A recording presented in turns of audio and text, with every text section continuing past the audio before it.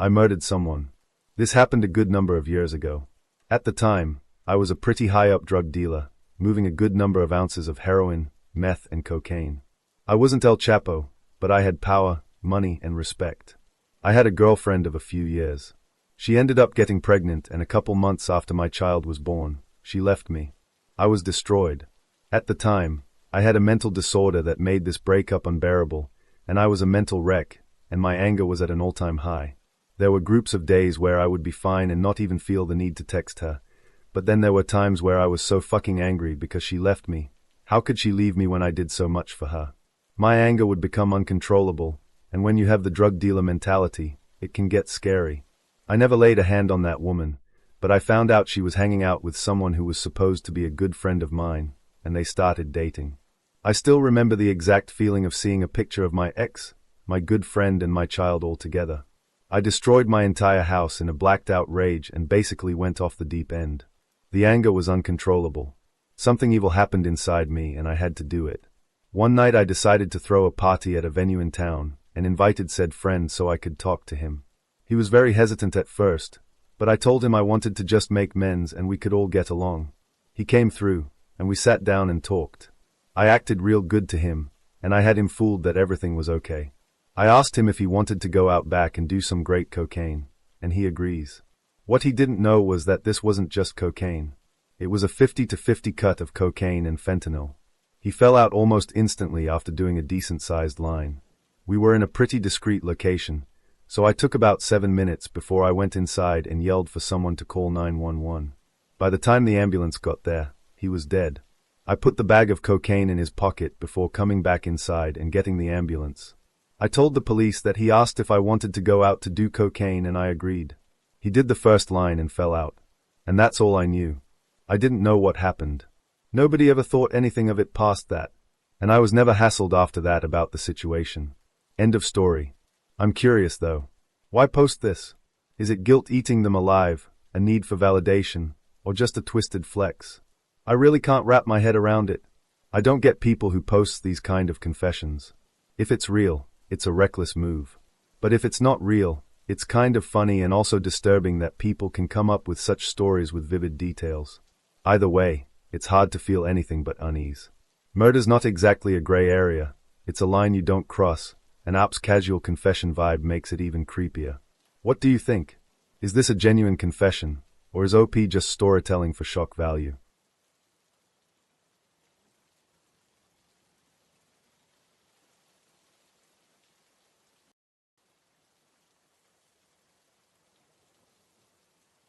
I think that I genuinely hate my daughter. I have written here before, but I can't find my post. It was the first time in 15 years that I saw the outside of my home. I had 3 children with him. My sons were old enough to remember the abuse, but my daughter was only a couple of years old. We tried to shield her as much as we could from the truth, but she knew that he was abusive, maybe not all the details. He contacted us 20 years later when he was terminally ill and wanted to see his children. My sons refused, but my daughter went to see him. Her brothers were very distraught by it, but I told them to let her be. He died 6 months later. When my daughter was pregnant, she found out that it was a boy, and she told me that she was going to name him after her father. I fainted at the thought. I couldn't believe her. I begged her not to do it, but she just said that she was sorry, but she didn't have the same horrible picture of him that we had, and she insinuated that I've lied about her dad. He probably poisoned her mind. I didn't know what to do, and my sons said they didn't want anything to do with her anymore, but before that, without my knowledge, my sons met with her and her husband. They told them everything they remembered and everything they knew. All the abuse and imprisonment.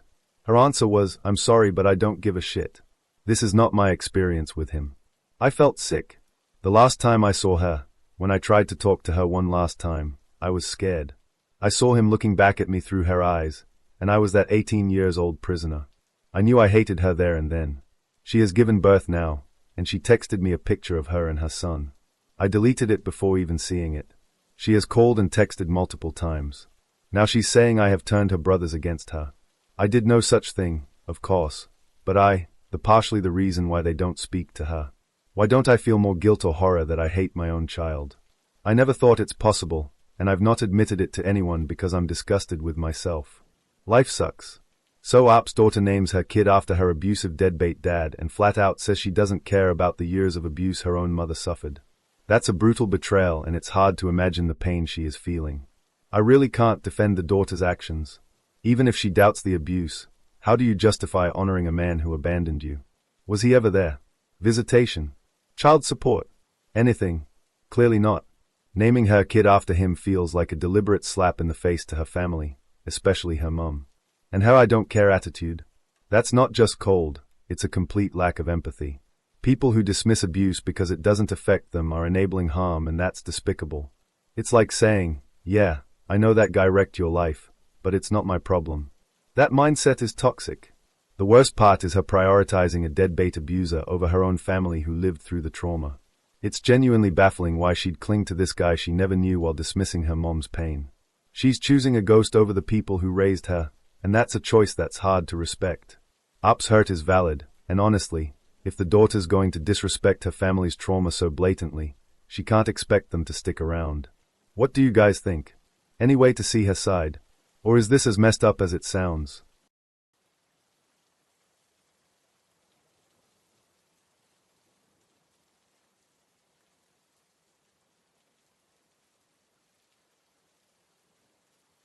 My wife confessed her cheating to me, and I am disgusted by my response. I, 41 male, have been married to her, 37 female, for 13 years with 3 kids. For the couple of months, I had my suspicions that something was going on with her. She travels frequently for work, around 3 to 4 days every month, and always be very busy during these trips. She would never take video calls and rarely answers voice calls, especially at night. Every time when she's back, she's cold and distant, and very protective of her phone. The way I try to deal with my suspicions is to treat her with the exact opposite, always being supportive to her and her career, showing her how much I missed her and how much the kids miss her. Meeting her with flowers and sometimes gifts when she's back. And this is why she broke down and confessed. She opened the conversation by, "Why are you so good to me? I am trying to push you away and you're doing this to me," before breaking down in tears. Turns out she's doing it with her much younger colleague and travel companion for the past 4 months. When she spelled it out, I felt empty. No anger, no retaliation, no name calling. I guess I was expecting it. I even said, "If this is what you want, then more power to you." Then I smiled and went to watch a football match. What kind of cuckold response was that? I don't even have that kind of kink. I'm all over my head right now, trying to explain why I acted like this. Since I met her, I always felt she's settling with me. Have I just let her manipulate me into submission? A couple of days of awkwardness passed without much talking as I decided to stay late in the office. Yesterday night she offered sex, and while the rational response should have been to scream at her and storm away, I was just numb and let it happen. She was more wild and passionate than ever. I guess she thought that would make it up. Today, after taking the kids to bed, she wants to have the conversation of where do we go from here, and I still don't know how to feel or what to say. I don't even know why I am sharing this, as I know strangers on the internet cannot tell me how to feel, but I needed somewhere to get this off my chest, so here it is. I actually believe. Op's reaction is raw. And real. Being numb. And lost. I mean, 4 months of cheating isn't a one-time slip-up. It's a deliberate choice. And that betrayal cuts deep, especially when she's been good in other ways. Shock is the brain's way of hitting pause to deal with that kind of gut punch. So is probably still processing and doesn't need to rush into big decisions. Moving forward, he'll probably need to figure out if he can rebuild with her or if the betrayal is too much to overcome. Damn, I wish there was an update to this. What do you guys think? Any chance for them to work through this, or is 4 months of cheating a deal breaker?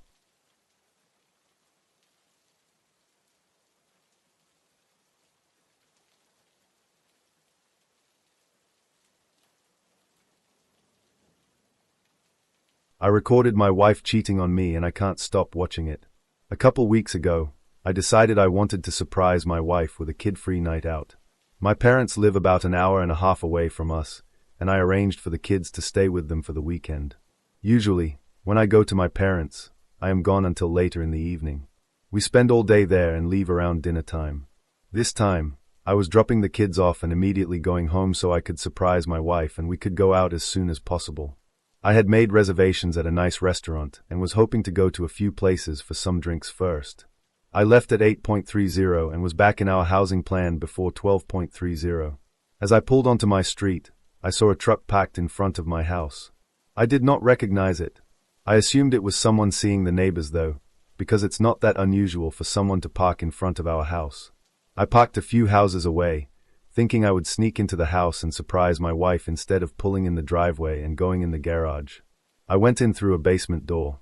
I was as quiet as possible, but as soon as I walked in, I heard her making sounds from the floor above. When I first heard it, I thought she was just by herself, maybe having some personal time. I didn't want to interrupt her privacy and embarrass her, so I was going to go back to my car and just go in the garage so she would know I was home. Then I heard a man's voice. I immediately felt sick. My heart felt like it was going to explode out of my chest. It is hard to describe how I felt in this moment. I decided to go upstairs. I had no desire to confront them. I just wanted to see what was going on. I moved slowly and quietly and went up the stairs. The door was halfway open. The kitchen was empty, but I could tell they were in the living room. It was obvious what was going on at this point by the sounds. There was no way for me to look in the living room without them seeing me. I pulled out my phone and opened my camera app. I put my phone just around the corner of a wall. This part is so hard to write. I could see my wife with a man I didn't recognize. I won't go into detail on what they were doing, but I think you can figure it out. I started recording it. I was thinking that I needed a record of it for whatever I decided to do in the future. I just stood there in my kitchen watching this all unfold on my phone screen. I felt like I could just scream at any moment, but for some reason I just froze completely. This went on for several minutes. She finally jumped off of him and made a comment about going to the bedroom, and they went upstairs. She even made a comment about how much time they had left. I walked into the living room and found the guy's pants. I took his wallet out and took pictures of his driver's license. I know his name and his address now. I've never met him. I have no idea how my wife knows him. I left the house the same way I entered. I went back to my car and cried like the pathetic man I am. I decided to watch the video to make sure it recorded. I watched it all. I'll spare the details, but I sat in my car for at least half an hour. I couldn't drive to my parents and get the kids as I would have to explain why. I decided that I would pull in the driveway, open the garage, and just pretend like I was there to surprise her. I took my time getting into the house. I made a lot of noise. When I saw her, she was very flustered, asking me why I was home, etc. She was in a robe and said she was just getting ready for a bath. I told her about my plans and she seemed excited. She poured us both a glass of wine and said we should pre-game before getting ready. I don't think I talked much, really. She took me into the living room. I'm not proud of what I let happen. I could faintly see the guy sneaking downstairs and going to the basement stairs, but I didn't say or do anything.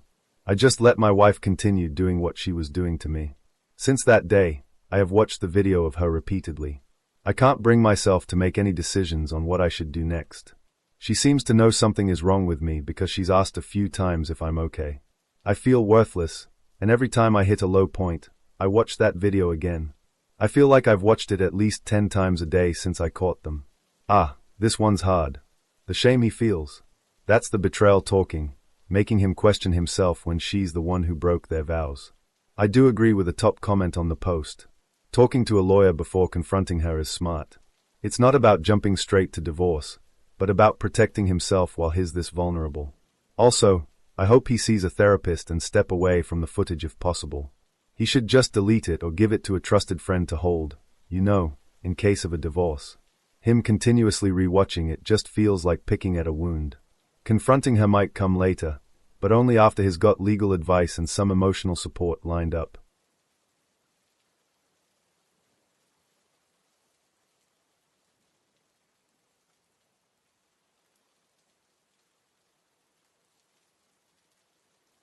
I killed my little brother. 14 years ago, my family was living in the island of Saipan. It can get pretty hot there, but that day was unusually hotter than most. It was a Sunday, and because my dad was a pastor, my parents were both inside the church, and my little brother and I were outside with all the other children. I was 5, and he was 3. I was really young, and I don't really remember most of what happened, but I do very clearly remember my parents desperately performing CPR on my brother's dead body and how broken they were at the funeral. The only other thing I remember is how I killed my brother and didn't even realize it until a few years after. It was a really hot day and most of us were pretty tired. My brother had come up to me and said that he was really sleepy. I had the brilliant idea of telling him to go sleep inside our car since it wasn't locked. A few hours passed and I remember my mom asking me where my little brother was after service had ended. After I told her, she ran to the car and screamed the most gut-wrenching scream that I had ever heard. Moments later, everyone was gathered around my parents as my dad was performing CPR on my brother, but of course, he never came back. Now I am 18, and when I realized how I had caused the most painful event in my parents' life when I was around 8, I tried to do everything I could to make it up to them. My parents had a daughter the year after, and I have treated her as lovingly as I could since the day I realized what I had done. I have lived my life trying to make my parents as proud as they could be of me to make up for what I had done, and they are the proudest they have ever been with my full-ride acceptance to a prestigious university. But they still don't know that I had anything to do with my brother's death, and whenever it is brought up by a family member, I can see the sadness in their eyes. This has become a source of constant depression, and although I always tell myself that I was only 5 and could not have known what would happen, I still could not seem to forgive myself for the death of my innocent little brother. Around the end of last year and the beginning of this year, my depression was worse than it ever was, and I was on the brink of ending my life. But I remembered the thoughts that I had 10 years ago as a kid when I realized it was my fault. I had told myself that I would live for both of us and thought that it would be the worst thing I could do to end my life here and break the last promise I had made to him. 4 months later, right now I have started to make peace and come to forgive myself with the help of friends who reached out and stopped me from making the worst mistake of my life. The only thing really left is to confess to my parents what happened on that day, and I don't know if I can really do it. This will probably be the hardest thing I will ever have to do. Tell my parents that their son, who they are so proud of, had only tried to be the perfect son to make up for unintentionally killing their other son. Wow. This one is absolutely heartbreaking. OP, at 5 years old, couldn't possibly have understood the consequences of telling his brother to nap in the car. So technically, he didn't kill his brother. He was a kid, acting with innocent intentions, thinking he was helping. Kids that age don't grasp danger like adults do. How could he? Blaming themselves now is like punishing a toddler for not knowing better. The real tragedy here is the weight App's been carrying for 14 years, and that guilt is tearing them apart. I blame the parents' oversight really, though it's a tough truth. They were the adults responsible for watching their kids, and while I'm sure they are haunted by it too, that's not App's burden to carry. I hope he gets therapy because he clearly needs a safe space to unpack this guilt and reframe what happened. But, I don't know about telling the parents though, but I do hope.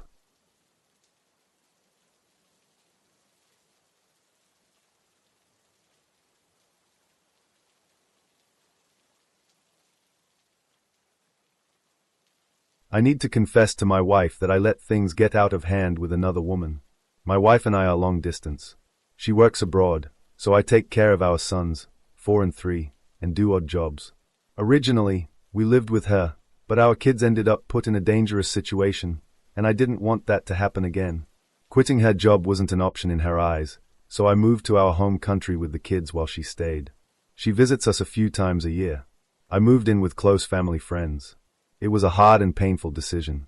I had a lot of resentment over my wife prioritizing her job over our family, but I love her. I couldn't imagine not being with her. I thought about divorce, but we decided to try to work things out. The other woman was my friend when we were little kids. After my mother died, I left my hometown and moved in with my dad and didn't see that friend. But I stayed connected with some other people from that town throughout my life. And when I moved back home with the kids, I started visiting my hometown more to see my mom's grave and visit my old neighbors. When I met my old friend again, I was excited to see her. But I'm nostalgic for everything from my childhood. It started out innocent. I was just happy to have another connection to that part of my life. Anyway, she has a son too, who is 6, and so we ended up taking our kids to the park together while we had a coffee and caught up. It was innocent and I told my wife I'd reconnected with her, and my wife was fine with it. She jokingly asked if she should be jealous, but she didn't mean it. She trusted me, so I feel so terrible. We met up a couple times a month from then on. I don't really know when it lost its innocence, but I realized I started becoming infatuated with her. We'd hug every time we met up, and before we left, and I would feel so wistful when she would hug me. She would start talking about how her ex mistreated her and her son, and I felt so protective. She started making comments like, "My son is so good with your sons. It's like they are brothers." And I talked to her about some of the stuff that bothered me about my relationship with my wife, and she sympathized. I realized that I enjoyed the attention, and I found myself entertaining fantasies that I was with her instead. I kept thinking about if I had never met my wife and had instead moved back home and reconnected with my old friend, and we'd somehow had our same kids only with each other, we both could have been happy and been spared so much pain. If I'm trying to be objective, she's a better match for me than my wife. She puts her kids first. She appreciates me for who I am. My wife does too, but I feel like me and the kids are always an afterthought for her. Even when she's home and spending time with us, she is always thinking about her job. My wife is a good person and she does good work, but her job traumatizes her and she was already traumatized before she started it. She started doing her job to cope with her past, but she's also re-traumatizing herself over and over. And my kids and I pay the price. I'm not trying to justify my actions. I'm just trying to explain. My childhood friend was always complimenting me on my looks, how good of a dad I am, and my physical strength. It's like she appreciated the unique things about me. And I feel like my wife loved me just because I was there for her. Like she would have loved anyone who loved her, and I was just the only one who did. It wasn't always like that, but that's how it started to eventually feel with my wife being so distracted by her job all the time. I didn't really notice it until I reconnected with my friend and noticed the contrast. I should not have let things get that far, I know. But at first it was just an occasional thought and I just brushed it off as intrusive thoughts and telling myself, yeah, everyone has inappropriate thoughts, but what matters is your actions. But I just let it go too far. In hindsight, some of our friendly banter was really more like flirting, and it was not appropriate. That's an action, not a thought. Anyway, today was a reality check. She said she wanted to talk to me about something serious without the kids there, so I let my other friend who I live with babysit and met up with her. And she basically confronted me with the fact that we obviously have feelings for each other and said I should leave my wife for her. But it was like immediately I realized the amount of bullshit I was feeding myself and her. I instantly felt so bad I didn't deny having feelings, but maybe I should have. She kept insisting I think it over, and when she saw how upset I was, she said she'd let me think it over, then left. I should have told her, no, there is nothing to think over. I love my wife and I'm not leaving her. But I didn't say anything. That in itself is weighing on me. I need to tell my wife. I know. I just don't even know where to begin. Next time she's coming home is October. I feel like this is the kind of thing to say face to face. But I don't want to wait that long. And I don't want her to come all this way to have a nice time and ruin it. I could leave the kids with my friends and go visit her, but on top of the money issues and logistical issues even, that thought makes me sick. I keep imagining her smiling and being delighted to see me and then how devastated she's going to be when I tell her. I can't stop thinking about her face. I feel sick. I don't want to tell her at all and just never see my childhood friend again. I'm also mad at myself for letting my stupid fantasies ruin a friendship and a precious memory, but I know it would be wrong to keep seeing her and impossible to just be normal friends now. But I know honesty is the best policy. I owe it to her, to be honest. I just don't know what to do. I feel so wrong and stupid. I don't want to tell my friends. I think one of them would be really angry at me for almost cheating and the other might actually encourage me to leave my wife. I feel like I need someone to tell me what to do because I can't process. Edit. Okay, these comments are overwhelming and I need to sleep. Tomorrow, I'm going to talk to my friends about what's going on and, after being yelled at probably, and see if they'll be able to watch my kids while I visit my wife and tell her what's going on. If not, I can probably ask a few other people. If not, then I'll just tell her over Zoom. I'm also going to text my childhood friend that I don't want to see her again and then block her. I'm not going to leave my wife. If she leaves me, I'm going to stay single. I'm not going to date my ex-friend. I will always love my wife, and I don't think it would be fair to anyone for me to date anyone else while I still love her. To stop from having to answer the same questions over and over, my wife is an aid worker. She doesn't do it for the money. She does it because she believes God called her to do it. I do gig jobs and sometimes construction. I choose to work more flexibly and spend more time with my kids. I put my wife through college. I'm not freeloading off her. I am kind of freeloading off the friend I live with, I'll admit that. But we're all happy with this arrangement. The reason I left with the kids is because we got carjacked at gunpoint. My wife changes location a lot, so living somewhere safe but still closer to her isn't really an option. It's either travel with her officially, through her organization, or stay put somewhere. I don't think my childhood friend originally intended to cheat with me, but I guess it doesn't matter anymore. Edit 2. Everyone telling me to get a stable job so my wife can come home. You misunderstand. You think my wife and I haven't spoken about this? She is never going to quit her job. She made that very clear. Her job is her priority. I promise you she's not doing it for the money. I'm not forcing her to do it by refusing to work more. If she said she would even consider quitting, if I found a more stable job, I'd do that in a heartbeat. Anyway, I talked stuff over with my friends. They were understanding. The plan is to fly over and see my wife next weekish, but we still have to make arrangements. I thought about contacting my wife's boss to see if we could do a surprise visit, but it seems like it would be so cruel to show up and surprise her and make her happy to see me only to break her heart. So instead, I called my wife saying everyone is okay, but I have something bad to tell her that she should hear in person and I'm going to fly out to see her. She said I should just tell her because otherwise she's going to worry about it the whole time. So I almost did. But then she said, "No, don't tell me. I want to see you." So I didn't. I'm in a messy spot. I mean, this is emotional cheating, plain and simple. Calling it getting out of hand is sugarcoating it. Owning up to the full truth is the only way to start fixing this. He's not just flirting, he's built a connection with someone else while married. And that's a betrayal, even if it hasn't gone physical. This one is going to hit home. But unfortunately, men get swayed easily by attention. Validation can be a slippery slope, especially when the relationship feels distant, literally and emotionally. But I know that's no excuse. First of all, I hope he cuts contact with the other woman. No hesitation. Ghost her, block her, done. Step 2 is tougher. He will have to figure out what's next with his wife. Long distance is clearly straining things, and if he's seeking attention elsewhere, that's a red flag. The marriage needs serious work. Maybe they could start remote couples counseling. It's a practical way to start unpacking the issues, especially since distance is a factor. But before he even gets there, OP needs to be brutally honest with himself about what he wants. Is he committed to fixing things, or is he checked out? Confessing to his wife is the right move, but it's going to hurt, and he needs to be ready for the fallout without making excuses. If he wants to save his marriage, he's got to do the hard work of rebuilding trust, starting with a raw, honest confession and a plan to tackle the root issues. Do you guys think OP can somehow salvage this if he comes clean?